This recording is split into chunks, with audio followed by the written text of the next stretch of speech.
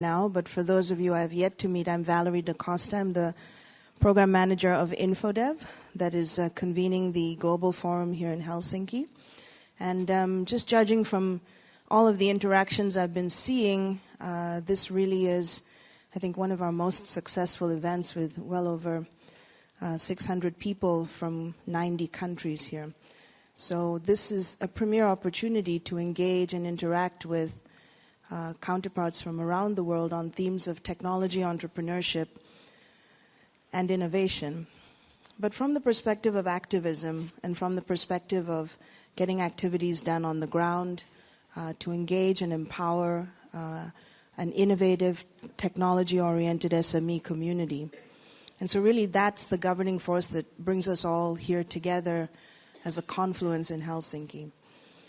One thing I just want to share with you is that from the time that we began to construct our network of small business incubators, which currently numbers about 350 around the world, so it's therefore the largest of its kind in the developing world, InfoDev has now started to grow its vista and grow its perspective to include not just the process and the expertise behind incubating small business or nurturing or growing small business, but then trying to follow them on the technology entrepreneur journey in a post-incubation environment. And for that, we know very well that the two challenges that the technology SME community and innovative startup community tell us in developing countries, the two biggest challenges are effective policy engagement with the governments that help to set the business enabling environment, number one. And number two really is this technology financing gap. The difficulty for SMEs in the technology space to gain access to appropriate, flexible financing instruments. So that second issue is what led us to convene this panel today, which I think is actually a blue ribbon panel. And I've been waiting for this discussion all week.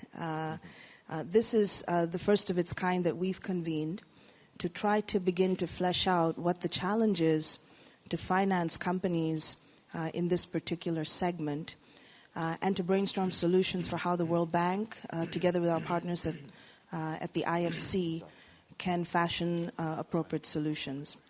So who better to moderate this panel than a very good friend of mine and a colleague of mine for now 4 years. He's such a close colleague, I had to get his business card to read his title because I forgot what it was. But this is Kent Loopberger. He's the Global Head of Technology, Media, and Telecom for Global Infrastructure and Natural Resources Department of the International Finance Corporation. And so I hand the floor over to Kent to moderate this panel. Thanks, Kent. Thank you, Valerie. I mean, one reason she doesn't know my title is we went through a reorganization. Prior to that reorganization, we were one group, and I think we had a lot of value out of that one group. We had our bank colleagues working in ICT, working with governments on the policy side to create the enabling environment. You had InfoDev working with early stage companies with their incubator process, etc. And then you had IFC, who's the private sector side of the World Bank, or the side of the World Bank working with the private sector trying to do sustainable business. And when I talk about sustainable business, it's from our underlying principle is we want to create financially sustainable businesses. That's number one. Then we have multiple objectives on top of that, that they adopt international best practice in environment, social practices, corporate governance. Now we're looking at things in terms of the carbon footprint of our projects and what can be done to reduce that. So multiple objectives. It's my pleasure hosting moderating this panel today because the subject matter is really one of the areas where we've struggled. As Valerie said, InfoDev has successfully created 350 incubators, mobile application labs, and climate innovation centers. They're creating these centers. These centers are creating businesses, and then what? there is a lack of financing. And that lack of financing usually persists until the first or second stage of institutional investors. And that is generically known in the industry as the valley of death. One reason I'm excited about moderating this panel today is we have a number of participants on this panel that actually are working in this sector and are trying to address these issues. So I want to hear from them what they're doing right, where they see the challenges, and what can institutions like IFC, the World Bank, and others do to help promote this sector.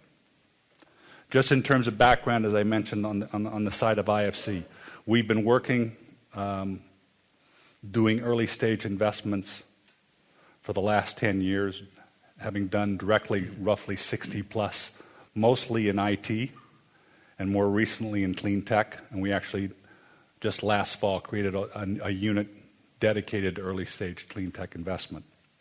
Since the 1980s, we've been investing in funds. These originally were country funds, but increasingly are specialized industry funds. And for example, in my group right now, we're looking at 3 or 4 IT or TMT funds around the world.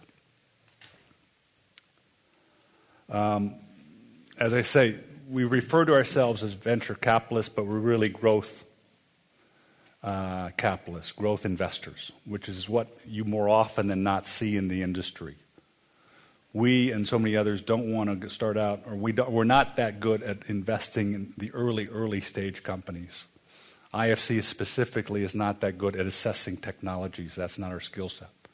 What we want to do, and what most so-called venture capital or growth capital investors look for, are companies that have some product or service they've created, have already started marketing that, and then the challenge is scaling that up. But again, going back, the problem is the time before that. As I say, we usually refer to ourselves as a Series B investor. More often than not, Series B would be the second institutional round. In some cases, we will go into the Series A when we see something highly innovative or developmental that we want to try out. But the reality is, if you look at our success rate, our greatest failures are in the earliest stage companies. What we really would like to be looking about this company with this panel today is that early stage funding that comes out. The $100,000 to $1 million, $2 million. What can be done on that? The reality is, as I say, we have not, IFC, found a way to do this successfully directly or indirectly. We actually had a lunch with these panelists yesterday where we're kicking around ideas on this, and hopefully we'll be exploring that further. I think what I'd like to do is now pass it over to the panel. The idea is to have roughly 10 minutes per panelist discuss what they're doing, what works, what doesn't work, and then have roughly a half an hour, 20 minutes at the end to open up for questions. I will not be following the order you see on the program above. Rather the order of these individuals. The first speaker would be Osama Fayyad, who's executive chairman of Oasis 500. Based in Jordan, Oasis 500 is the MENA's region's premier early stage and seed investment program, which includes entrepreneurship training, mentorship, incubation, and follow-on and angel investment funds. Osama? Thank you, Kent. It's funny listening to you. When he started saying early stage, he couldn't get himself to go below the 100,000 threshold. He said 100,000 to 1 million. I actually believe, and in fact, it's something we tell our entrepreneurs is, I've heard the story of I need 200,000, I need 500,000, I need 1 million. And I have a standard answer to it, which is, if you're going to spend $1 million, you're first going to spend the first $15,000. So tell me how. And that's how we work. Oasis 500 is it's a unique it's a unique project for the MENA region. In a sense, it's an attempt at kickstarting the process of early-stage companies forming. We believe, and especially in Jordan, there is a population of people with ideas, and they have motivation. Right? They don't have a lot of job options. They have a pretty good education. And they go nowhere with these ideas because they have sort of a defined unemployment path or employment path, and then they leave the country kind of thing. So when I was asked to say, how do we get more startups to happen in the MENA region in general and in Jordan, starting with Jordan, the first thing I looked at, my background is being a scientist before I became a serial entrepreneur. The first thing I looked at is what are the gaps? And the first thing I learned is that there is literally no seed or early stage investment funds in the entire Middle East and North Africa region. And that's the region I looked at. I don't know what it's like in the rest of the world. I know what it's like in the US, where that's definitely not the case. So the picture is somebody with an idea will borrow, beg, etc., get money from friends and family, start a business, quickly run out of those funds, and that's it. So they never survive that I called it a desert rather than a valley of death. And that's why we created the concept of oasis, right, to address the desert. The 500 is an ambitious goal that we set, which is, can we actually fund 500 companies, help start, fund, and accelerate 500 companies in 5 years? The reason we picked 500 is really by design to shock the system. Because I believe that, if you do 100 in 5 years or 200, yeah, maybe you'll have a nice positive impact, but it's not really going to, give you that shock therapy that you need. Whether the patient wakes up or not is a different story. So in identifying the needs, we said, fine, it's not just about funding now. If I give some people funding, do they know what to do with it? Well, it turns out no. Most of them don't understand the basic concepts of what a business is, what it takes to run it, the fact that you need a team, what is marketing, what is sales. This is the typical entrepreneur. I'm everything, I do everything. And that's, a formula for running into the wall in no time. So we created a training boot camp, which, in fact, I worried about a lot because training, as you all know, is extremely expensive, especially if you want to do it well. And after the training, we have a stage where we invest in companies, and we start with $15,000 for 3 months or 100 days.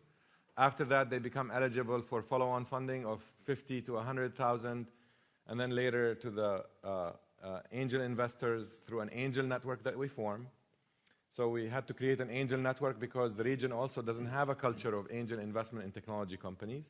And I should say we're focused on ICT, digital media, and mobile technologies. And that's partly because I understand that space, and partly because I think that's a space where people can create markets that are regional or global. Jordan is a small country. The Middle East in general, is a much larger market that can be addressed, and the world, of course.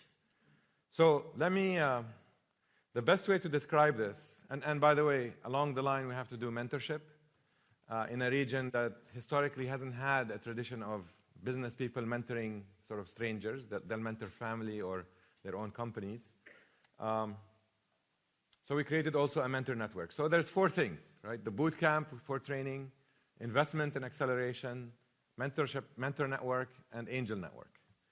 So now that we've been in operation for 8 months and we've tried the entire cycle, we've trained 5 waves of entrepreneurs. We started out with a wave being 30 companies. The demand was so high that we grew our waves from 30 to 60.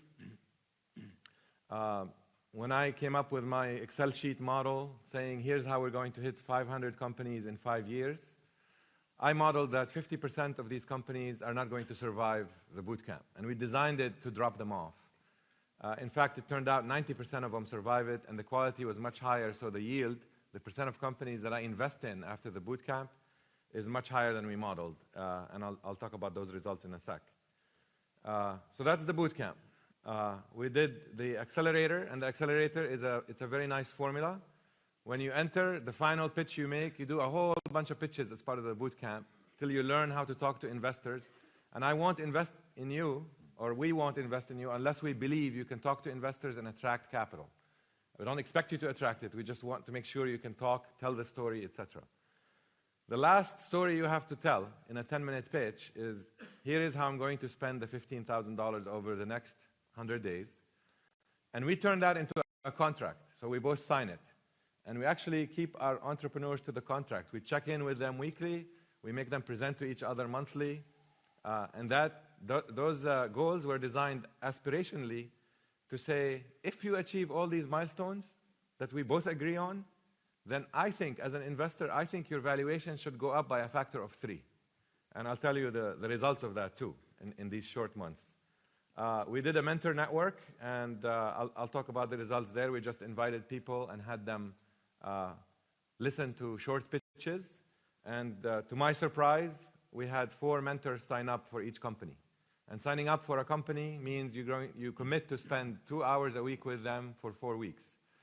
These are CEOs of companies that are busy, doing other stuff.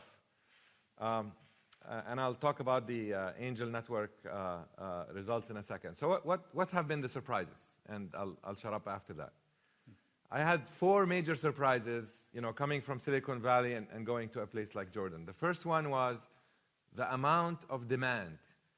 How much people wanted to go through this training, and how much, and it's free, by the way. So that it's not like a major investment on their part. They stuck through it. I modeled 50% dropping off, 90% made it through. They learned a lot, and we evolved a pretty unique program. The acceleration, we've invested so far, and here's our statistics that I'm proud of. My model was, year 1, we are going to invest in 10 companies. So far, we have invested in 15, and we have in the pipeline right now being evaluated another 20, probably 8 to 12 will get an investment. So we'll wind up year 1 probably at 3 times our investment goal, 2 times our training goal, just because of the demand. The mentor network, I mentioned that success. And finally, the angel network, which is sort of almost the proof of the pudding, right? The final proof is when you get exits and you get returns. But 7, 8 months into it, here's what I can tell you.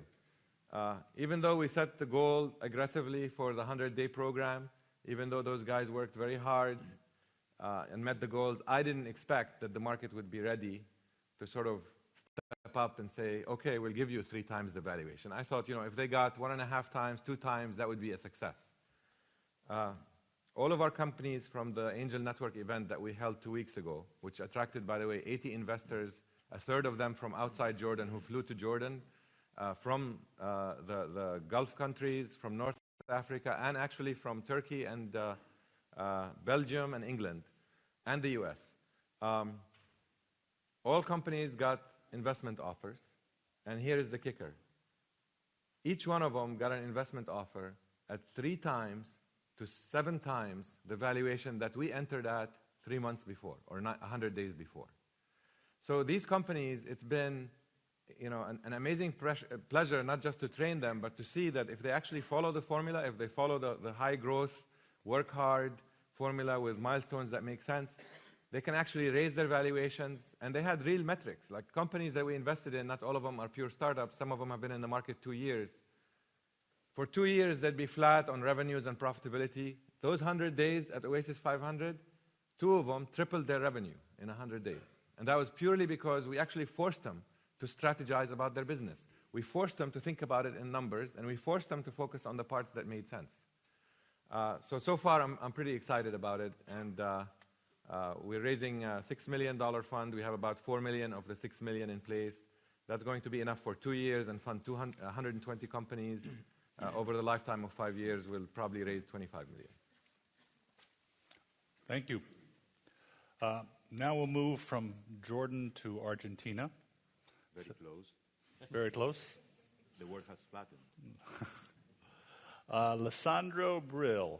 He's a pioneer, venture capitalist, and entrepreneur development activist who's been active in Argentina since the 1990s. He's a managing partner of Axe Partners, which is the management of PMAR Fund, The fund is dedicated to foster venture capital investments in early stage expansion businesses that have their innovation in Argentina and target regional and or global markets. Lisandro? Thank you, Kent. And when I was invited to this conference, I was asked to share with you my perspective on how to solve the equity gap in early stage financing. And different from Usama, that has dedicated this specific task in emerging markets the last year or two, I have been very successful. As I learned here in Finland, success means you fail, you fail, you fail. That means without losing enthusiasm, that's success. During the last 20 years in Argentina. And the ignition to dedicate my life and passion and interest and business interest to this matter came after my frustration when I was in late 80s Secretary of the Nation for Foreign Trade, doing export promotion. And I wanted to foster people that would export talent that the country has. And the consistent story was, well, listen, I have in my balance sheet master's degree, PhD degree, I have this great idea, I go to the bank, there is no money there. And I do not have collaterals. So the commercial banking system is not designed for this. And I thought, well, something has to be done to finance people that has ideas, passion for entrepreneurship, and wanted to develop a business. When I was living in the States with my graduate degree, this was something easy there in Cambridge, Massachusetts. I had classmates that had these ideas, came out from school, and there were people putting money there without asking for collateral. And I thought that this was an eccentricity of the United States. So I came back to Argentina, and I started to develop my practice first in government, afterwards in management consulting. And I was frustrated because really I saw that the talented people of Argentina, and Argentina is a very, very, very entrepreneurial country, is ranked by GEM, the Global Entrepreneurship Monitor, among the top 5% of entrepreneurship activity. During the 90s, for example, half of the venture-backed companies in the internet era were from Argentina. So the entrepreneurship drive was there, the money was not there. The capital wasn't there. So I started late 90s now to see how to promote this. And, I saw, we have to recreate somehow the entrepreneurial venture-backed ecosystem that I saw existed in the States. At that time, two youngsters from America, Peter Kerner and Linda Rottenberg, show up in Buenos Aires and say, we want to create a foundation dedicated to promote entrepreneurship in emerging markets. Endeavor was the name. And we want to focus in high-impact entrepreneurs because we see that the leverage really for economic development is the entrepreneurial drive of a community. And I say entrepreneurial drive. The focus was on entrepreneurs. And really Endeavor made a contribution, and Argentina was the first country in the world to have an Endeavor organization put in place. And we started to evangelize the culture of entrepreneurship, high-impact, venture-backed. Imagine we knocked the door of a technology entrepreneur that time. We said, well, we come here because we want to venture back a company with venture capital because you have technology that can be sold in the world and so on. And the assistant that was at the receptionist go to the entrepreneur and say, well, listen, here there are some crazy people. I don't understand very much what they say. It seems to me that it's something like adventure tourism in southern Patagonia. So in many countries, communicating what venture capital is about is really a challenging thing to do, depending on which stage of the ecosystem you are. And I would say that really Endeavor has made a significant contribution in helping creating this language, culture, what's an angel network, what angels are for, smart money. I remember the entrepreneurs saying, well, listen, Lisandro, when you come from Endeavor and you want to do venture capital, listen, I understand the part that you say money. That means, have you seen something green with Washington in the middle? That's $1. That's money. I understand this. What are you willing to tell me with smart? What's the smart component? And really the key success factor in order to have real ignition of entrepreneurs moving upwards is money partially, but basically it's what Osama is doing, which is the smart component of helping people to really escalate from an idea into a structured business high growth path. And recreating this is a challenge which is not easy to do. It's not an easy task. And my perception is that I'm exaggerating, but I am convinced that the competitive advantage of nations is not about natural resources. It's about having an entrepreneurial, high-impact, high-growth cluster of people that really will drive the country towards a leapfrog new level of development. I was successful in the late 90s in structuring my first venture fund with American investors. And we said, well, we are going to do hands-on investments, and we always I always position myself as a smart hands-on manager, doing a lot of the mentoring and a lot of the coaching for the early stage entrepreneurs where we wanted to invest.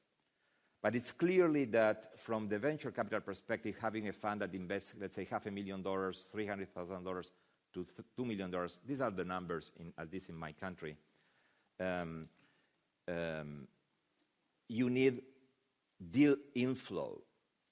And the deal inflow, which is the raw material for venture-backed companies, which is the model, the venture capital model is clear. The early stage accelerator model still, for me at least, is not clear.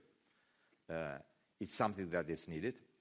And for this reason, in my current fund, PIMAR, we have decided and take the decision of really investing a part of the fund, let's say $2-3 million, in an accelerator like Osama is describing. I have tempted Osama yesterday to come to Argentina. He wants to stay in Jordan and his children learning Arabic after having a successful life in the States. But really the key success factor of having these accelerators being in place and really do the job is not the real estate, is not the university that has the infrastructure. All this is already there.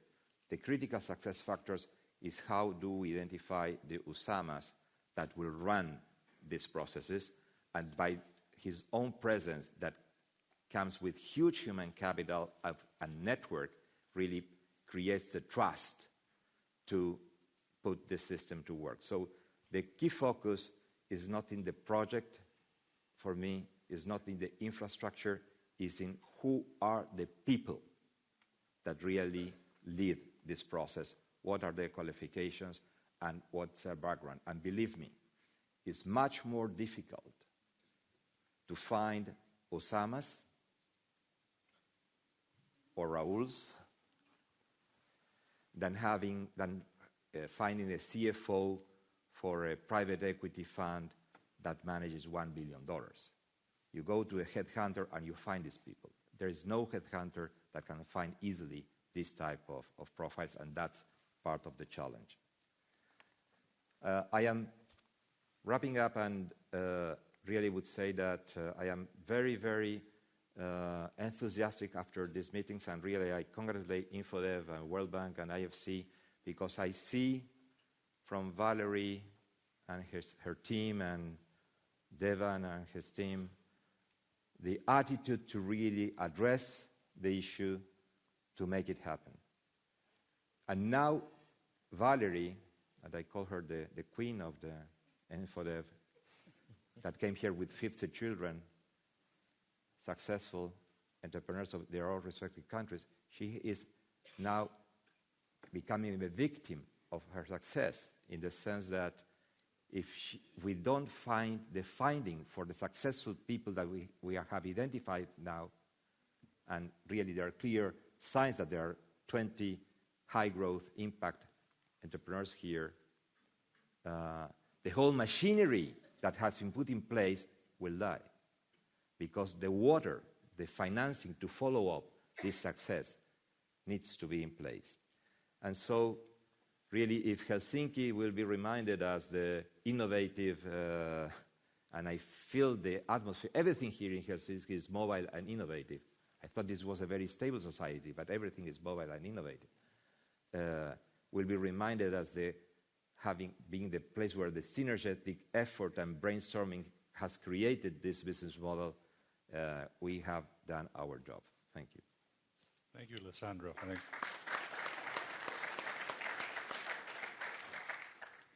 Now you can see why I was excited about hosting this panel, by the quality of the participants. I think that we talk a lot about the lack of money, but we're seeing it's much more than that. I think our next speaker is also dealing with early stage. His name is Murat Aktihanoglu. Very good Anglo-Saxon name. Actually, Turkish-American, based out of New York. ER Accelerator, for which he's managing director, is a startup incubator launched in New York City, which is an early-stage investment firm that funds and aims to build the next generation of leading technology, media, and internet companies. ER Accelerator helps startup companies succeed with a combination of hands-on help, seed capital, and know-how. Right? Thank you, Kent.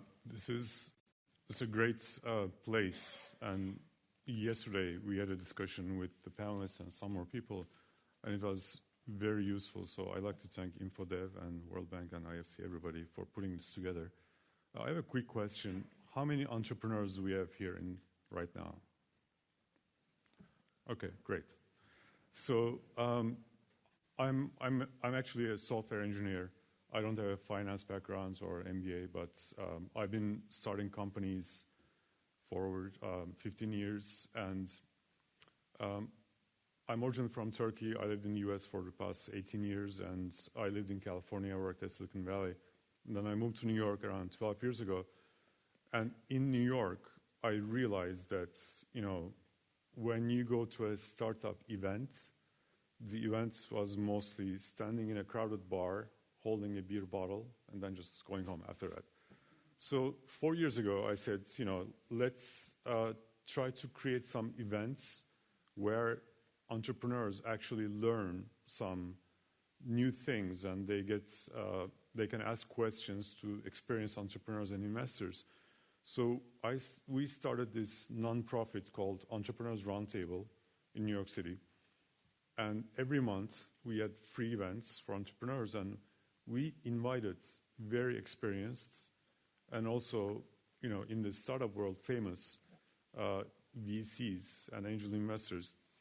Most of these names, like my friends who are not entrepreneurs, they don't know about Fred Wilson, Howard Morgan, and like Randy Komisar from Kleiner Perkins.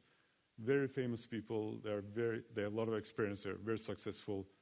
So they would come to our event, and every month we would pick 5 startups out of 50 or 60 applications.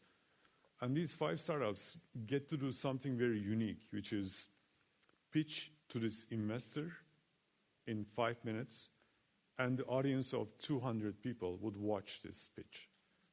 So this happened by accident, actually. One of the VCs just impromptu said, why don't one of you guys pitch to me, and I will respond to you so you can learn what not to say or what to say. So our events became very popular, and many people kind of learned how to pitch to an investor and what components should be in the presentation through our meetings.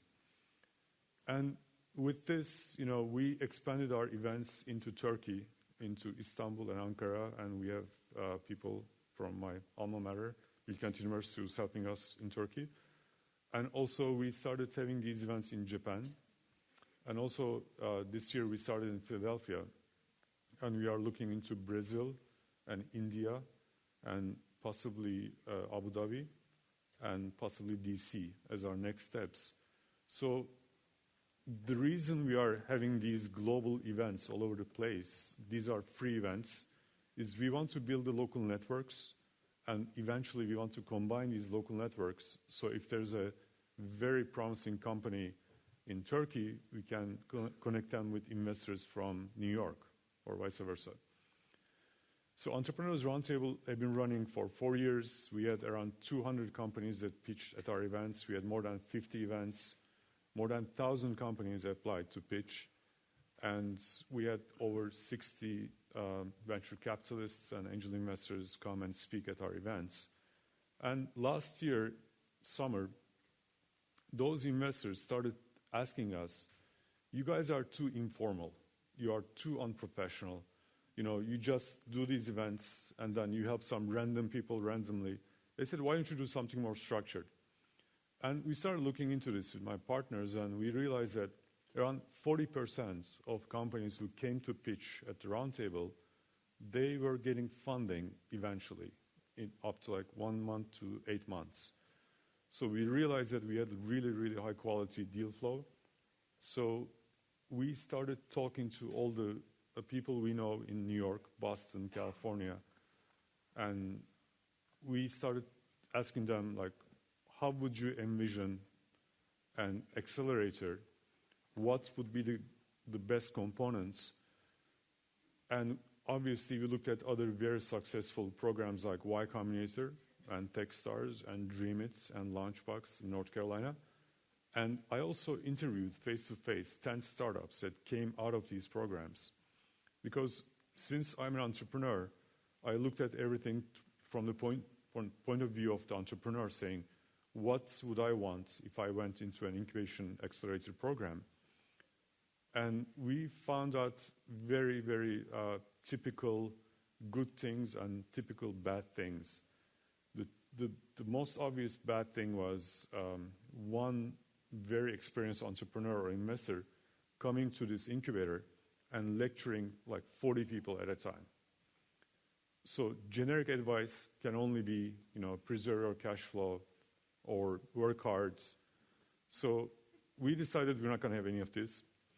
And slowly we started building our mentor network. And we came up with around 180 very experienced, really amazing mentors. These are venture capitalists, angel investors, serial entrepreneurs who had multiple exits. And now they are sitting at home, and their wife is telling them, why don't you go outside and do something? And they are bored. They don't know what to do. So when we asked them, they jumped on this. They're like, great, so my summer, I'll do something. So it's a 3-month program. And yesterday we announced our 10 companies. We had around 500 applications from all over the world, actually. We are very proud, from everywhere, from Africa, South America, Europe, India, China, Taiwan. And we interviewed around 100 companies. So during these 3 months, we are going to give these 10 companies office space in Times Square. We are actually a little worried about the tourists. There's too much crowds and a lot of stuff, a lot of noise happening in Times Square. But during those 3 months, these 10 startups will get $25,000 and also free legal services, free web hosting from Microsoft and Amazon, and they will get even free flights from American Airlines. So each of our startups, they get 5 free domestic flights, so they can fly around to California, Texas for conferences or to meet with other investors. And also they get free books from a publisher, and they get free phone service from phone.com, and so on and so forth. Obviously, like, the subject of this panel is financing this early stage. How can we finance this? And yesterday when we were talking with this group, we realized that, you know, this is very different from running like a $20 to $100 million venture capital fund, because they have like a 2% expenses and 20% carry model, which doesn't really work. I mean, Osama's, you know, a small fund cannot pay for Osama, and we have to find a solution for this. We have to come up with a new structure so that there are more funds like, you know, Oasis 500 in Jordan, and we are also planning to expand into other countries as we, you know, establish our structure. But the main point is, where I'm from in Turkey, there are great entrepreneurs with very good ideas. But if you do not enable them, if you don't give them good examples of success, these people will go work at banks, or they will come up with bad ideas. They will copy Groupon. There are like 25 Groupons in Turkey. So they will come up with the 26th Groupon. So we want to stop that. And I think this is a great venue for, you know, for the solution. And I want to thank InfoDev, World Bank, and IFC for enabling this. Thank you.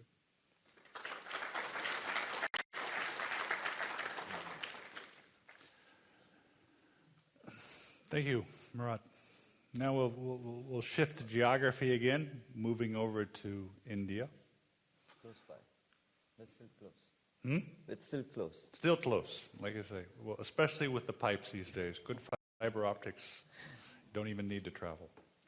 I was very impressed with how you're doing it in terms of trying to attract entrepreneurs from all over and creating the networks between the entrepreneurs, because that's so often the experiences they have, how they can leverage off of one another, because people don't realize it, and we see it in our own portfolio companies, how much they appreciate when we talk about what's happened in South Africa and how those lessons can apply to India or China or Brazil. As I say, our next speaker is Rahul Padwatan. He's Managing Director and Vice Chairman of India Company Ventures. India Co. is an investment and financial services firm listed on the Bombay Stock Exchange. It provides growth capital, strategic direction, and hands-on operational and financial expertise to fast-growing companies. India Co. invests in proprietary capital, manages private equity funds, and also private equity placement and merger and acquisition advisory services.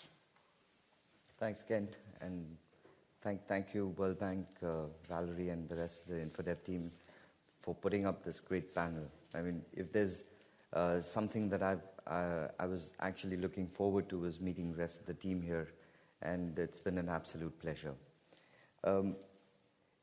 You know, going back, you know, when we went, you know, to India Co's first beginnings, our intent was always to do, you know, early stage incubation, and we started off pretty much as a, you know, hands-on accelerator incubator, because we used to run boot camps, et cetera, and one of the biggest problems we faced way back when we started, you know, was okay, you guys are doing an incubator. Okay, how many eggs do you guys hatch? How many chickens do you hatch every month?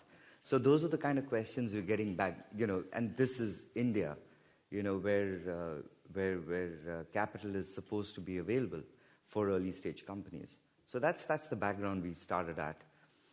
And in 2003, we were very fortunate to receive support from the World Bank, InfoDev. We were one of the first grantees of the incubation program that we received some excellent support from them. Even at that time, I think it was a little, we were a little ahead of our time, irrespective. And for InfoDev to come and support us at that point of time was extremely useful in terms of putting our credibility and track record in play. So we used that. So what we did was, we did something very interesting. We used that credibility and track record and said, how can we actually work with startups? How can we actually work with early stage companies using credibility and track record of what we've received, and be able to raise capital at the same time? So we started exploring what we termed as a dual investment model. And Indiaco was one of the first guys to support several companies, and we did make significantly several investments. We're also extremely lucky that several of them did extremely well for us. We got listed. We got an excellent return for whatever we did. So we used that, and we said, okay, we're going to create a fund. It's going to be a private equity fund because there wasn't capital available for early stage. But our intent was always to support early stage companies. So we said, hey, what we'll do is we will invest $2 to $5 million in a stable, growing company, so it's growth capital. But what we will do is we will make synergistic acquisitions of smaller vehicles or smaller companies that can align either to technology, team, product, market, etc., with the large entity. So it was a bypass, for us to raise a significantly larger amount of capital, because that's what everyone wants. We have 2 funds in play right now, and we're still getting push from our partners saying that, look, go for a $250 million fund or raise $500 million. Don't raise $100 million. So these are typical pressures, because most of these institutions have their own pressures in terms of what they can deploy, and their internal costs determine how much they can deploy in these companies or these funds. So having said that, we went through an interesting transition of early stage, and we're still focused. Our strategy still focuses extremely minutely on what we term as technology focus, which not very many private equity funds actually have. So we still focus on IPR. We are very extremely focused on the team. We like markets. We like significant markets to grow. So we do focus on markets that are outside India typically. But we've also realized that India is a big market as well. So we tend to bring companies. So we've done acquisitions outside India.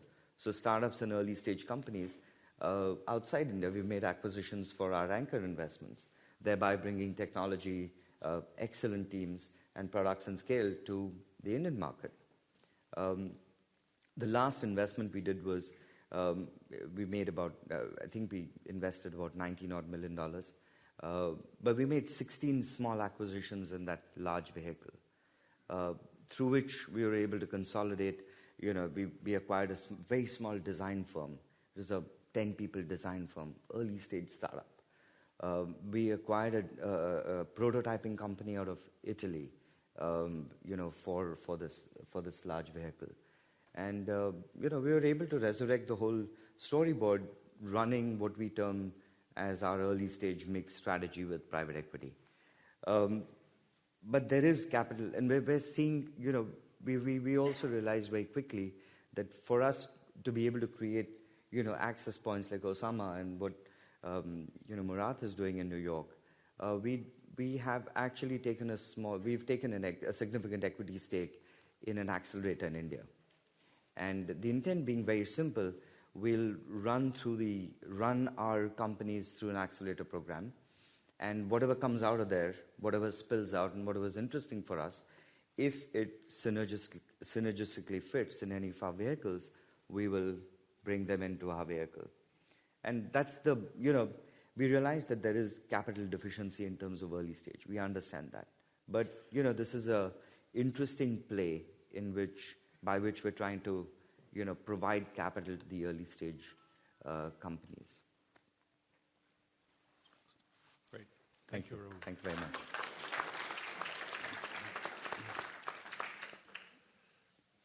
From our experience in IFC, if you look at the 2 countries with the most funding available, it's clearly India and China. That being said, I think there's still the challenge, and maybe we can explore a little further, the early stage investments. And as you were saying yesterday, you said there's close to like 400 funds, 400 funds right now in India. Funds, yeah. But really, what, 5 to 7 you were guessing? That was 5 to 7, yeah. Who invest $1 million. So it's I mean, still I'm not even going to the numbers that Osama and Lisandro would like, sub $100,000. There aren't any funds that do that.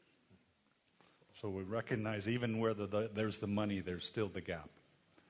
Finally, I'd like to introduce our final participant, Folabi Hassan of Adlevo Capital.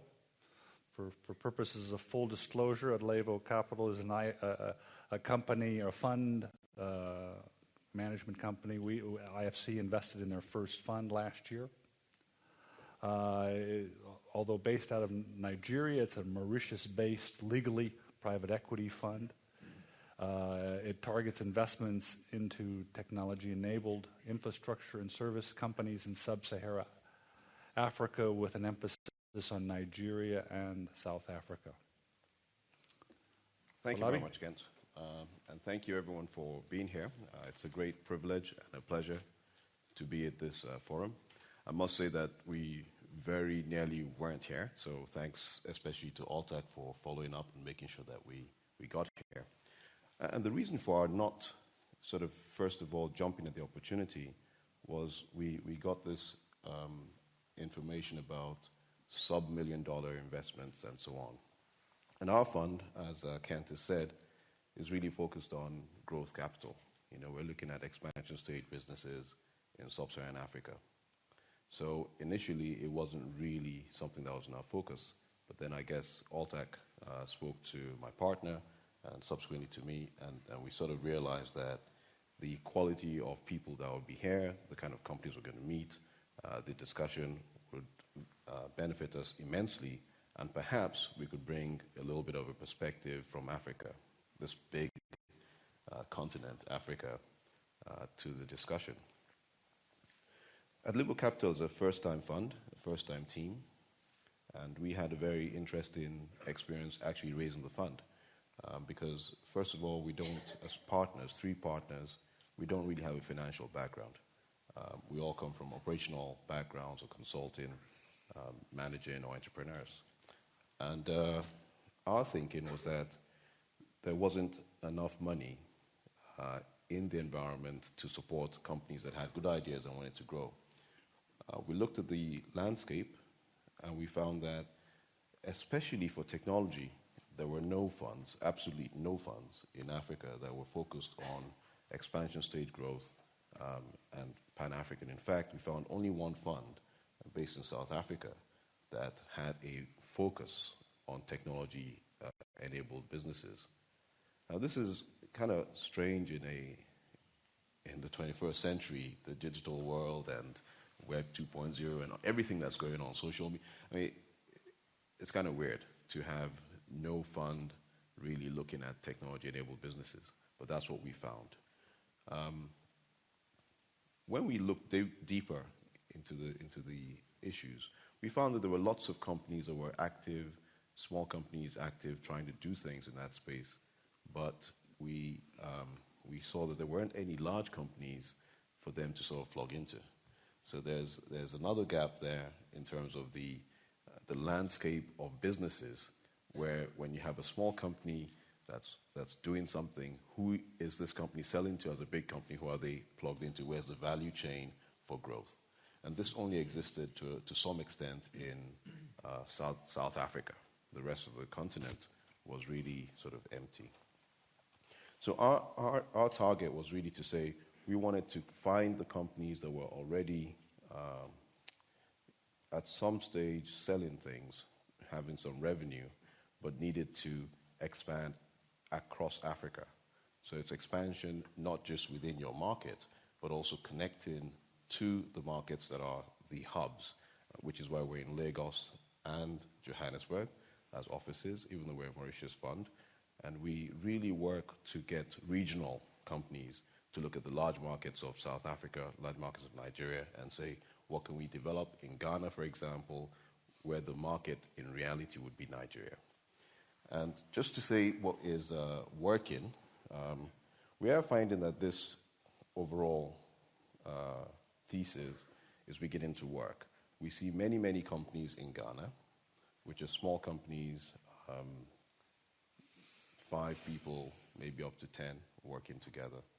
But the technologies they're working on, the systems they're working on developing, would be very useful in Nigeria. Now they have a big issue trying to cross the barriers, and there are significant barriers, even though we have the continent as being one large continent. In actual fact, there are very big differences between business in East Africa, in West Africa, in South Africa. The whole place, there's language barriers, there's regulatory barriers, and so on. So having a fund where the partners are operational hands-on people who understand some aspects of technology you're speaking about, who've also been entrepreneurs in the past, and who can help you to move your idea and your technology from one region in Africa to another, I think has been a very big positive for us, and that has brought lots of deal flow to the fund so far. Listening to the other panelists this morning, I've been barraged by ideas, all sorts of things coming to the fore. Jordan, Argentina, New York, and also India. And one of the things that I've realized is that we have a big deficit in Africa in terms of where we're starting from.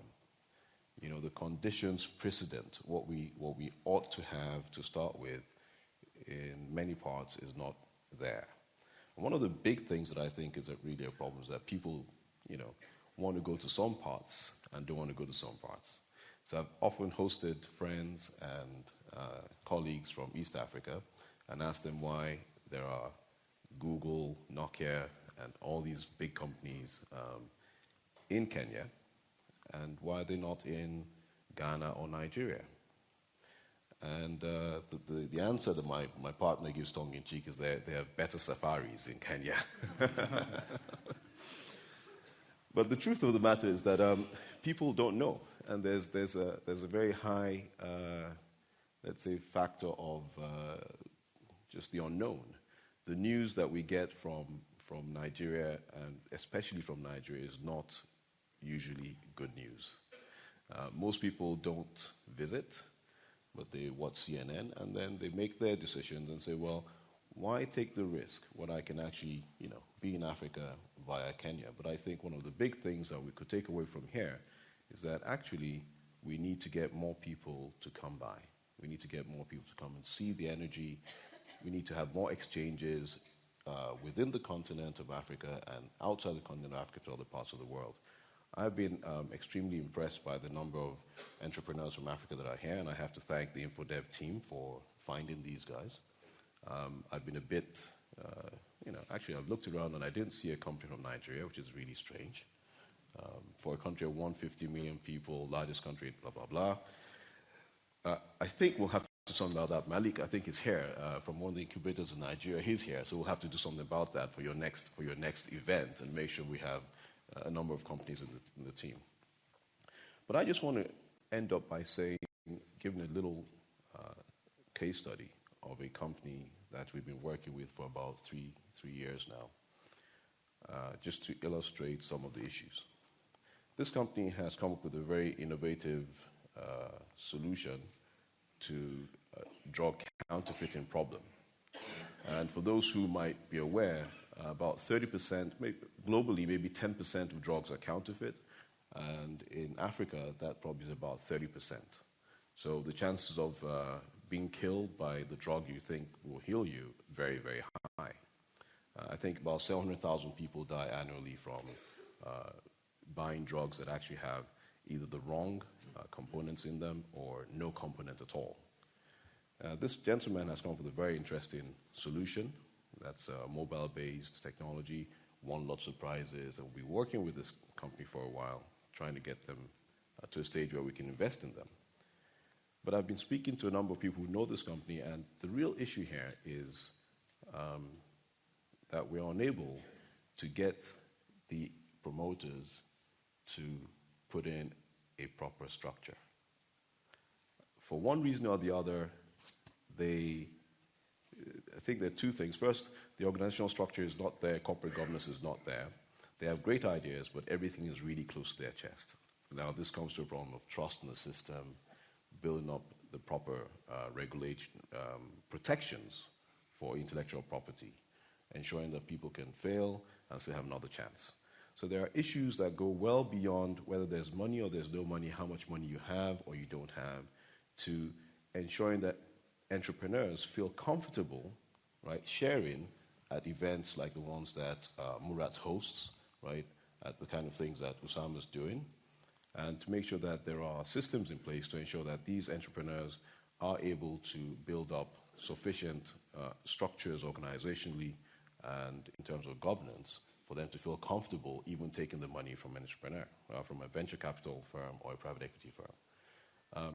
For Adlevo, we think that this is a problem that we need to sit down with our investors, the IFC and others, and to really see what we can do, maybe borrowing from what IndiaCo is doing, to say, well, perhaps we need to look at dedicating some part of the funds we have under management to smaller companies. And this could be much less than even $15,000. I like the number 15,000. The number in my head is about 5,000, actually. You know, if you that's about 1 million naira in Nigeria, something like that. So if you have 1 million naira in Nigeria, $5,000, $7,000, you should be able to get started, even if it's a high-cost environment. So I think I'll stop here. What I'm trying to say in a nutshell is that the problems, I think, are qualitatively different in some parts of Africa. I'm impressed by Kenya. It's a very different ecosystem, and I have some ideas about why that is different. I think Ghana is also different. But if you look at where the real growth and action will be, and that's not because I'm a Nigerian, but I mean, you know, it's got to be that Nigeria has to get it right for Africa to also to grow. And for that to happen, there are qualitative issues that we all need to deal with, you know, beyond the money problem. I think there are lots of ideas here to help us with that. Thank you.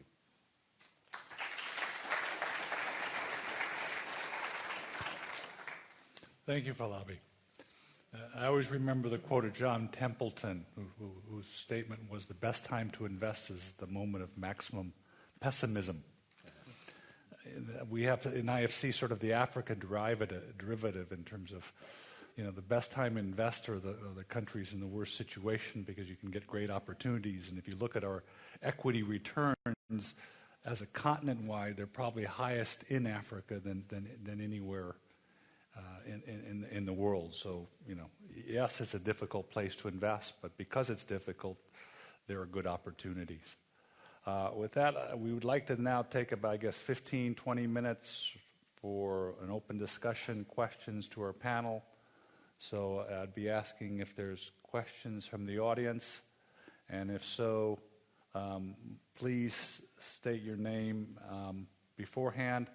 Just before I already see a few hands before that. I would like to just follow up, especially with Usama and Murat, for a question I had, because as we've seen, you know, it's not a question of just money; it's a question of guidance, mentorship, other seed investors. So I'd put it to you two: what would you recommend, or how have you gone about, one, finding the mentors, and two, the angel investors? So speaking for the Oasis 500 experience, you know, I think it's easy. I hear this term a lot. There's, you know, it's not just about funding. But the unfortunate part is when people say that term, they forget about, well, if you don't have the funding, you don't have anything. So it is true that it's not just about the funding, but let's not forget that it's not easy. Say what I'm trying to do. It's not easy to convince investors to invest in early stage. Why? Because there are no successful early stage funds out there to date. I think Y Combinator and Techstars have begun setting some of the examples. I think what I've witnessed, at least in terms of the growth of the valuations of our companies, the examples are starting, but it's not enough. So what does that mean? That means we need help. We need help to make sure that we get investments from entities, whether it's IFC or others, who actually lend credibility, give assurance to investors that this is, hey, wait a second, this is not entirely crazy. I'll quote a couple of statistics. Y Combinator. In a very recent interview, I think about a week ago, by Paul Graham, who's sort of the only mentor in Y Combinator, the total worth of the portfolio companies of Y Combinator now is $3 billion. Do you know how much was invested in those companies? $5 million. Right? $5 million to $3 billion in 4 years or so. Techstars, which actually uses a mentor network, has a very nice statistic. Half the companies they invest in don't make it, but of the other half, 30% will have an exit at $10 million or above within 2 years. Right? The other 20% go on, and who knows what happens to them. But we need a lot more of these stories. So, with Oasis 500, I can go around. 6 months ago, I had nothing to say. Now I can say, well, we're witnessing 3x to 7x growth in valuation in 100 days, in 3 months. Those are interesting returns to investors. We need to sort of establish that and get investors comfortable to move to that. The other part of why I think early stage funds have not worked is what I started with my first comment. Training is very expensive. The way I got around that, as my entrepreneurial solution to that, is we set up a non-for-profit company, which actually goes out and begs for money from telcos, from banks, from other institutions to say, please help us fund this training course that we give free. Now, one of the things I learned from doing this is what I thought was the greatest weakness in the Oasis 500 story, which is the fact that the training is very expensive, turned out to be our greatest strength. Why? Because during that training, I can do the kind of due diligence on not just the idea, but more importantly on the individuals and their commitment and their resilience and all that no VC, no venture capitalist can ever do. They just simply cannot afford to do it. And what I also learned is this hands-on 100 days gives me a way to evaluate these companies and to know them more than any VC could ever know their portfolio companies. So by the time they finish the 100 days, if I say, this company is going to make it, I'm saying it with more knowledge than anybody else. But these things, running the angel network, running the mentor network to support it, running the training, is very expensive. That's another area where we need help. Without it, I think the economics are simple. You cannot have sustainable early stage investment funds without that ability to attract the sponsorship and to attract the supplemental funding to get started. Now, I believe, and I'll end on a positive note, that once we have these stories in place, once the process gets started, you'll actually grow business models for these things, right? Techstars today actually has a real business model. I think Murat is onto something, and he's going to have a real business model. But these guys operate in the United States. What we need is your help to show the developing world that, let's prime the pump here, India, other places, Argentina, hopefully, where, there's a maximum. I learned last night it's the place with the highest promise and the least achievement in the world. Where, let's get the achievements there, right? Except in soccer. Except in soccer, yeah. Football.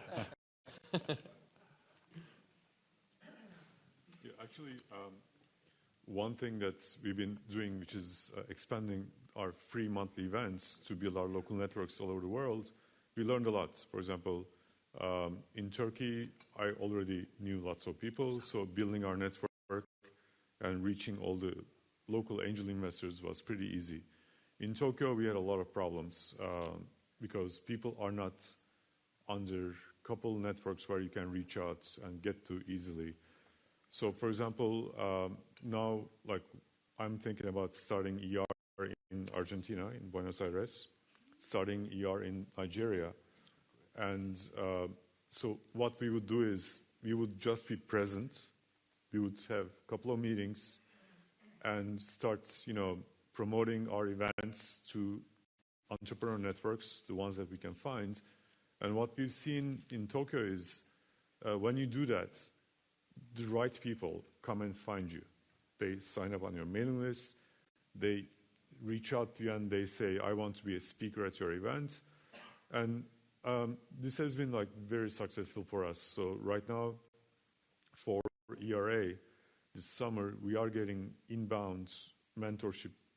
People who want to be mentors, they are writing us. They are saying, I'm a great person. I'm the best person in the world. I want to be a mentor. So I think like what InfoDev is doing is great also.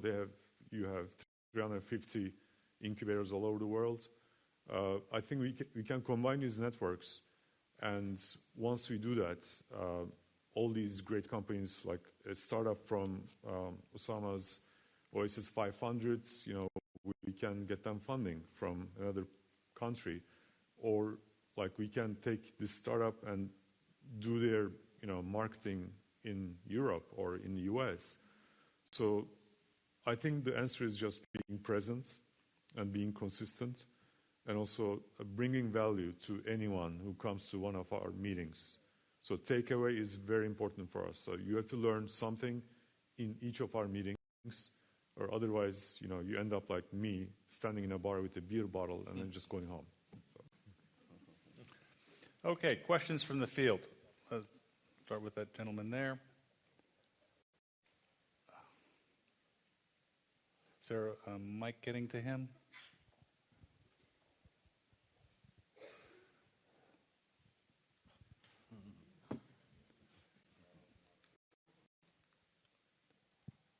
Good morning. I'm Balachandran from India. Let me compliment the panelists for the comprehensive discussion. It was really enlightening. My observation is like InfoDev's first global forum was in India in 2004. The forum passed on a resolution stating that governments should establish a seed fund in the incubators to assist startup companies. And this was proactively followed up by the Government of India. Now at least about 15 business incubators in India have their seed fund grant available from the government. Apart from that, there are other windows for innovation grant and early stage business building grant. And picking the cue from the panelists that 5%, less than 5% of the funds are available from the venture capitalists for a less than $1 million requirement, I think I'm going to be a little provocative. There is a mismatch between what is actually needed in the ground in the developing economies for the startup companies. It's not VC money.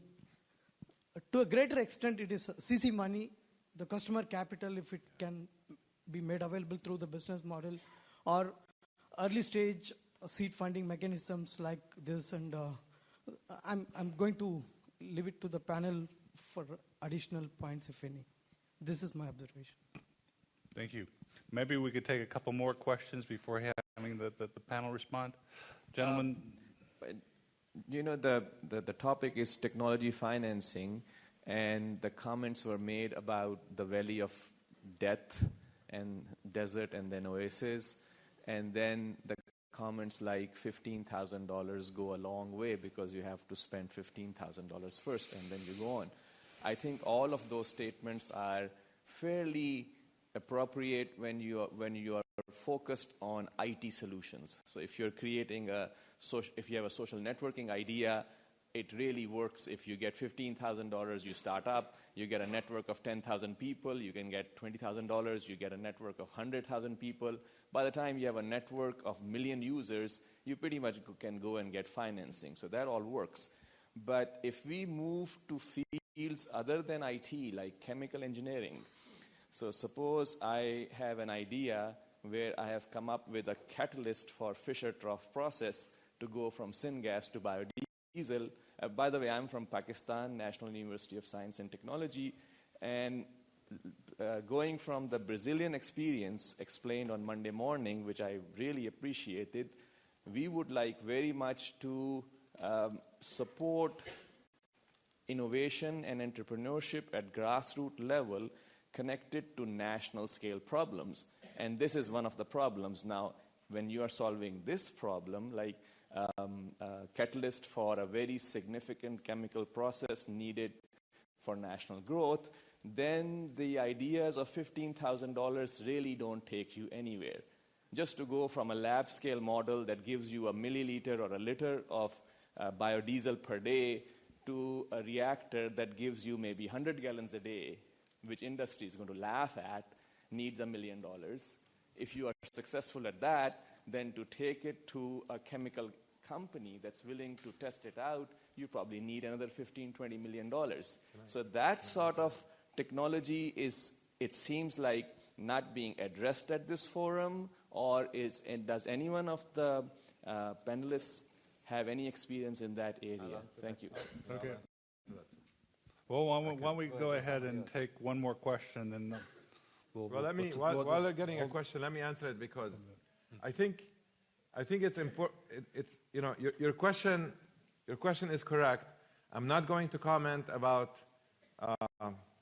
heavy industry and chemical processing and all of that, but I will comment about an area that I know. This myth that you can you can get 1 million users to your site with $15,000 investment is completely untrue. It is extremely expensive to get a lot of users to use your website. So I don't think that the capital needs of IT startups are necessarily that much, and large ones with scale, are that much lower than the needs of industrial companies and so forth. I know this sounds controversial. I'll tell you, Google, do you know how much they spent before they actually turned profitable? They spent $60 million before they had a business model. Facebook is in the billions before they turned profitable. LinkedIn, well over $1 billion spent before they actually, and they're not profitable yet, right? Now, here's the point. The point I'm trying to make, at least my experience, is fine. You need 10 million, you need 100 million, great. You're going to start somewhere, and you're going to do something for those first 3 months. And by the way, that $15,000 is not intended to take you for years or forever. That's only intended to take you 100 days or less, and only intended to enable you to attract capital. I think what those companies that I mentioned, the successful ones, what they did is manage to attract capital, lots of capital, to become big and scalable. Rahul, I know you had a comment. Yeah. Just to add to, I think it's absolutely right that obviously, the first 100 days you don't need to spend, a couple of $1 million on validating a business plan. I think it's extremely, $15,000 for 3 months to get your business plan, your pitch, and your act together as far as a presentation and an executive summary is concerned. I think that's more than adequate money. I agree with your other point, and that's where we found a lot of problems, especially where entrepreneurs have gone through the initial 3 months. You have a pitch document ready, you have an investor presentation ready, but what you don't have is a $1 million investment ready for a potential chemical plant, like what you said. So what we did was exactly the buy lane that we always take. Very simply, we would hook you up with someone within our portfolio group that has capability to manufacture what you say. Now, if you're a lab scale product, you'll be extremely scared to take that to the large manufacturing entity, because you're not going to be able to show and demonstrate scale. So obviously that takes two things into account. First, your product validation, which means scalability of a product, immediately comes into play. Which means if you're not able to take lab scale to market scale, obviously your product is not worth investing $1 million in. That's one. Number two, if your product actually has the scale to go from lab scale to manufacturing scale, then obviously you deserve the $1 million. And you'll get that through the manufacturing company. So that's the buy way. But in my experience, most of the research labs, I'm not speaking very generically, I'm speaking specifically for India and the regions around India. I know the US is extremely well developed in terms of technology transfer, because the models in terms of transferring technology, which are at a particular stage, are extremely easy to replicate in a large manufacturing setup. That is not the case in most developing countries. Our budgets in developing countries are extremely small. The understanding, the education base of most of our scientists is extremely low in several other research areas. In several other cases, it's reasonably high. But having said that, we don't have the models in place. I mean, if you seriously think that the technology that you have deserves $1 million, I'd be very happy to speak to you and put you in touch with the manufacturing base. But if it doesn't make sense, you'd be losing out on that opportunity. So, thank you. Clearly a hot topic. I know Lisandro wanted to make a quick comment, and then I know there's still a lot of questions out here. So, Lisandro. Yes. Hello. Yes. In my experience, for projects coming from engineering, university type of history, the issue is that when I ask the promoter of project, well, tell me what's the market size opportunity for this? Who are the competitors on a global scale for what you are trying to do? The answer in general is not there, because in the DNA of the team is not the market, the commercial, the opportunity-driven person. So if I have to make any comment is, how do we input very early in all these engineering projects, the marketing, the commercial, the value of the technology from a market perspective to make an investment proposal attractive. And that's my feeling in general with the engineering university-driven. And not to dismiss the challenge, we do need help in the follow-on funding. I mean, I've been accused by many people in Jordan of, what are you, you're playing with people's lives, what are you doing? You're raising their hopes, and then they're not going to get follow-on funding, and they will just fall off. It is needed, right? You do need to set up a system. But I do think that the first thing you need to do is take whatever it is, the product, the idea, develop the business plan around it, make sure you have a team, make sure you have an argument that stands muster with investors, and then you're ready for that. So to me, if we can, and this would be a proposal to IFC, for example, help us create a funding source for follow-on funding for companies that actually have, checked the boxes on all the requirements to sort of go to market. Okay, thank you. Questions? Let's see, we got 1, 2. Okay, let's try this gentleman here front. Oh, okay, thank you. I need that help. Actually, I have a series of comments, not a question. Please introduce yourself to the audience. Amr Martin Bey, with one of the founders of Siraj Capital, and now founder of Merchant Edge, which is an accelerator. One of the topics that has been bandied around is, how can InfoDev, how can the IFC, how can the World Bank help facilitate, seed, provide funding, encourage, nurture, what have you, the private equity or the entrepreneurs throughout the world.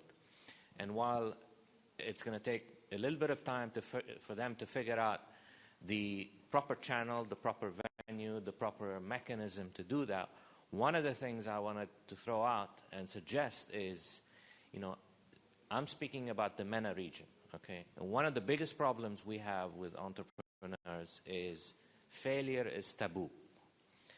Lisandro's definition of success is fail, fail, fail, fail, and eventually you'll get there, okay? So maybe some sort of a program, an awareness program that, you know what, if you don't fail, you're not going to make it. It's okay to try once, twice, 3 times, and then eventually you'll make it. What Usama's doing with Oasis 500 is, setting the trend towards that.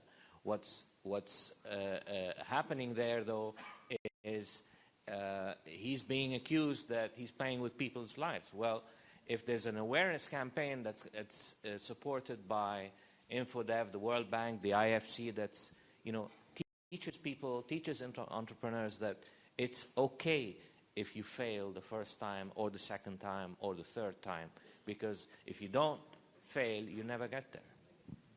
Very important point. You have a mic there, yes. And I think if you can just keep an eye on, I'll just let you identify the people for the follow-up questions. Thank you for your comments, great insights. I'm Zia Imran. I'm from Pakistan Software Export Board.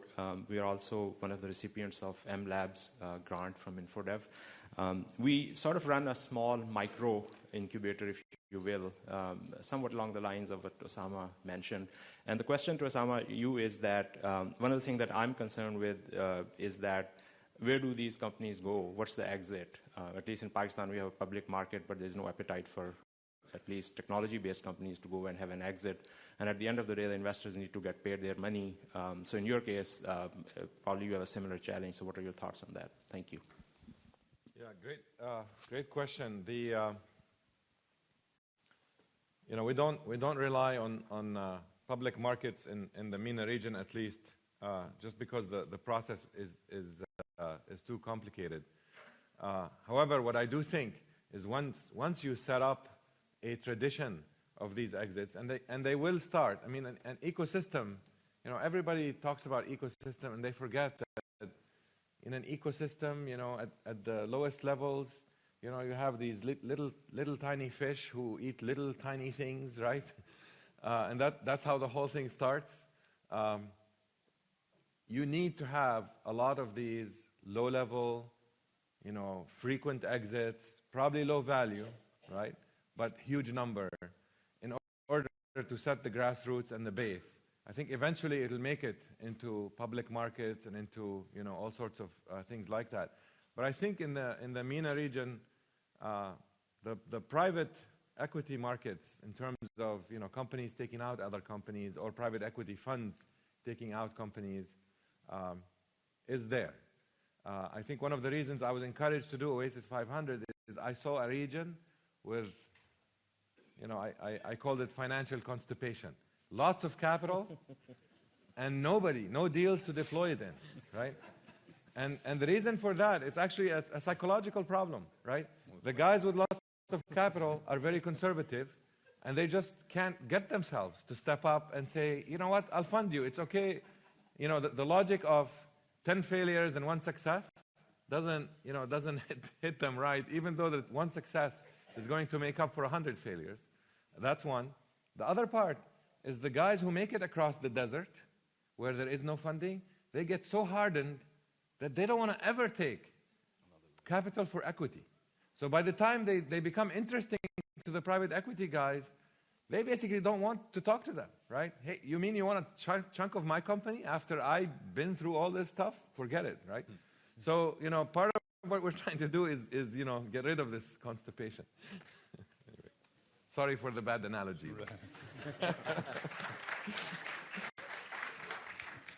Next question. Thank you, moderator. My name is Lolo from Ghana. Thank you, panelists. It seems that we are leaving the financial sector, the commercial banks, out of the picture. They could also help. Currently in Africa, especially in my market, Ghana, the SME's main challenge is that the sector is too informal, and that the financial sector actually tag the SME sector a high-risk sector. And so they are unable to release cash to them without collateral, without insisting that they provide very, very strong collateral. And I was actually going to ask the panelists if we could consider developing models that will erase or minimize the risk component on the sector, the SME sector, which will then propel the financial sector to come in and also with a lower acceptable lending rate. History has actually proved that Ghanaian SMEs in the past, they take funding from the commercial sector, and because interest rate is up to 37-45%, they are unable to pay both the principal and the interest, and then they tend to run away from the banks. And their business die, and they have bad reputation with the bank. So I was looking at, venture capitalists, wonderful. IFC, World Bank, Infodel coming on board, wonderful. But it seems we are leaving the financial sector, the commercial banks, off the way. Thank you. It's a good point. One comment I'll make there.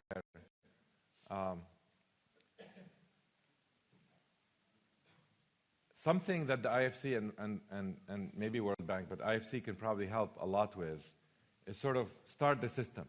If you go to a mature ecosystem for investments in the United States, the highest risk venture capital money, do you know where it comes from? The biggest VC firms and the most aggressive VC firms for early stage on Sand Hill Road derive most of their funds from university endowments, from pension funds, and from very, very big institutions like banks who are, allocating some of their, for diversification purposes, the money there. So it's the most conservative money in the world that's going into the most aggressive investments. And that's because they have proven, right, over time, that the returns are very high and worth it. So to me today, I might sit here and tell you, I'm seeing 3x to 7x growth in 3 months, for God's sake. But it's going to need, 100, 1,000 of these examples before, people understand it when you don't have the ecosystem. So I think that's a great place where IFC or World Bank could play a role in sort of enabling, priming that pump. Maybe, Alabi, do you have anything from your perspective on this? Thank you very much, Kent. Yes, thank you, Lolo, for the question and the comment concerning bank financing. But I think we have to start from what you said. You said the banks consider SMEs as high risk and informal. I think that's very, very pertinent because many small and medium-scale companies don't take the time to structure themselves for the market they're approaching. And this is not about collateral. This is about showing that you have proper structures for management, you understand your business thoroughly, you've done a risk analysis, right, and you're really ready to take on corporate governance that shows that you will manage the funds you get to the best ability. Very often, the companies are very keen to get the money, and they don't do the proper math, okay? So they think they can take a loan at 45%. Well, anyone can really tell you that, all you need is for one deal to fall through, and then you're in trouble, okay? And so you think, well, I'm going to get this order, and therefore I'm going to be able to pay off the loan and all. If it doesn't happen, well, you're in trouble. And then that really messes up your credit, but it also messes up the credit for the whole sector as well. So there's a whole slew of work that needs to be done, again, to help small companies to match their expectations and their pitch to what an investor wants to hear. One of the things I think is very important is also the time between starting up your business and getting to speak to an investor or a bank. And I think Osama is very right. I mean, honestly, if it takes you more than 3 to 6 months to get in front of an investor or an institutional financier somehow, right, then by the time you actually do get money, you're already battle-hardened, right? You've gone through a lot of stress, and you're really not happy to speak to these guys. So rather than spend a lot of time, just bootstrapping for a long time, I think the better idea might be to start with very little money, put together a plan that's very solid, and try and get that financed by someone, and just take on the additional governance, additional structure, right? But that will help you go a much longer way. So we do see those issues with the banks, but I think that from our perspective, what we advise the entrepreneurs we see is get there quicker, right? Spend your first money wisely, put together a plan, put a structure in place, get there quicker. If someone says no to you, well, maybe you ditch that plan and do the next one. But don't stay on this one thing and say, well, I'm going to, do or die. No, there isn't any do or die enterprise. Just get there with as much structure as you can and then move on. Can I just ask you a question? Do African banks recognize equity investment as a, because in India we have, most banks recognize 1:1. So if I make a $100 investment in a company, typically a bank would be able to provide leverage on the equity investment of, at least 1.5 times of the investment. Actually, I think the answer would be, in general, no. No. Yeah. The banking sector, again, this is one of the things about having private equity coming up in Africa now. The banking sector is really described as, lend you an umbrella when you don't need it, right? And then asking for it when it starts to rain. So they ask for collateral, and if you run into any trouble, they call your collateral, call the loan, and you're really left in the lurch.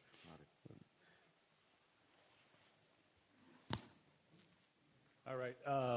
Yeah, just very quick on that point. I think that was a very good discussion. I mean, when you're looking at SMEs, distinguishing that between early stage companies. And what you're talking about are SMEs that have cash flow, small businesses, and then the risk return parameters are different. Then I very much agree with Falabi that you have to move them from informal to formal. Then institutions like IFC, the bank, and others have to work with these institutions to get them more comfortable with doing cash flow as opposed to collateralized lending. Like I say, we're running out of time. We've run over, but we have a couple more questions, so I will now pass it over to you. Yeah. Good morning. I'm Tain Murthy. I manage a rural technology incubator based out of India. Since Rahul mentioned earlier that we are looking at investment sizes, even less than 100 USDs. We have about 20 companies in our portfolio, and we are looking for about raising funds for 5 of them.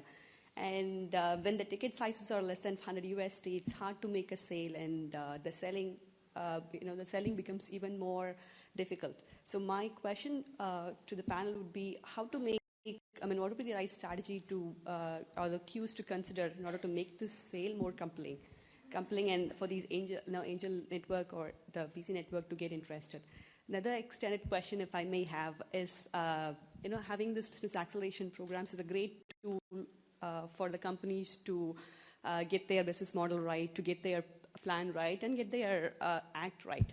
Do we have any such business acceleration programs in India? If so, how do we approach them? Thank you.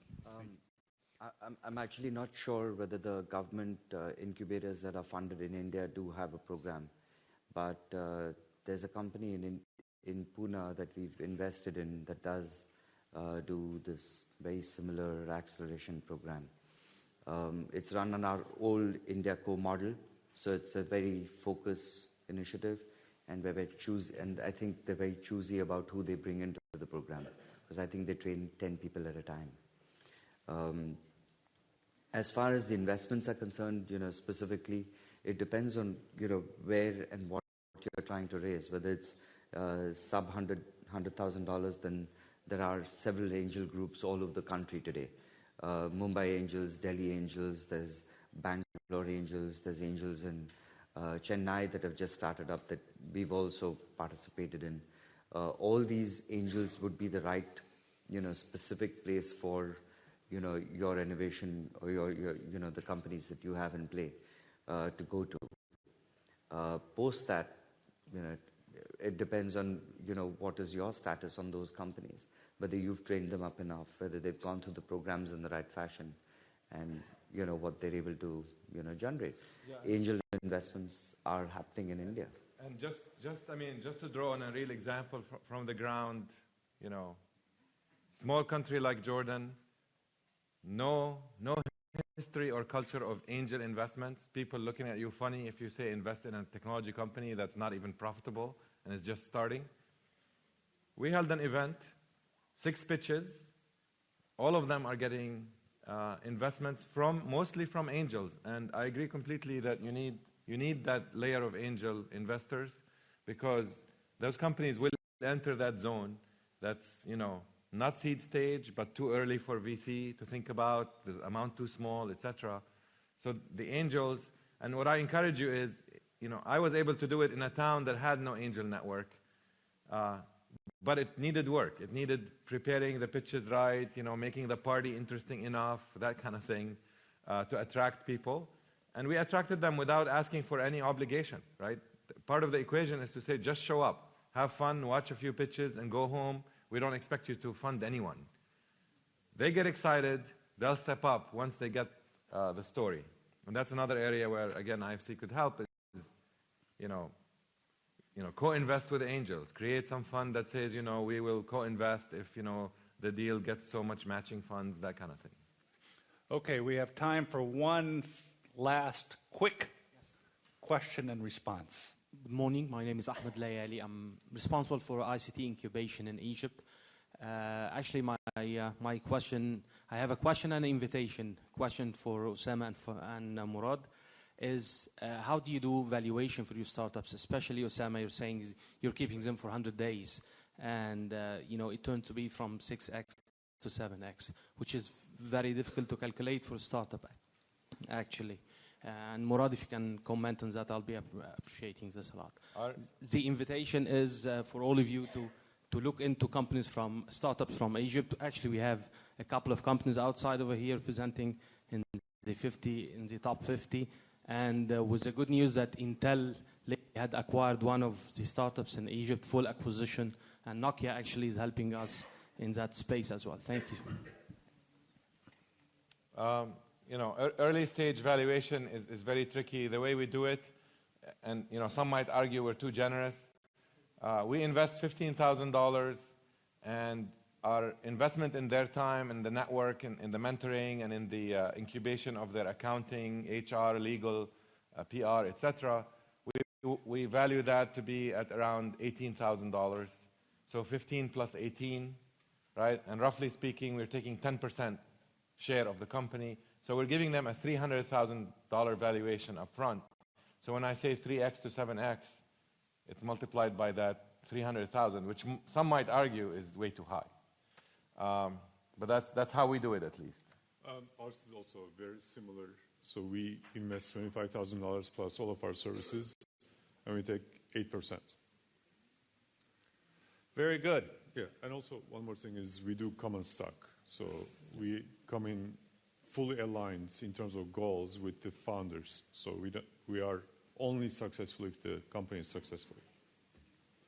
Well, clearly this is a topic of real importance to everyone here. I know I've benefited by it. I know this is an area that we still have to look at in terms of what we can do as an institution to help foment this area in a combination perhaps of hard and soft money, how we can leverage off the Osamas, the angel networks, etc. So there's a lot to do, but I do appreciate having the opportunity of meeting these gentlemen and hoping to network off of this. At this time, I would like to thank the panel for their participation and for their thoughts. And we'll announce that after this, we will have a very short coffee break and then the awards presentation. So, gentlemen, thank you.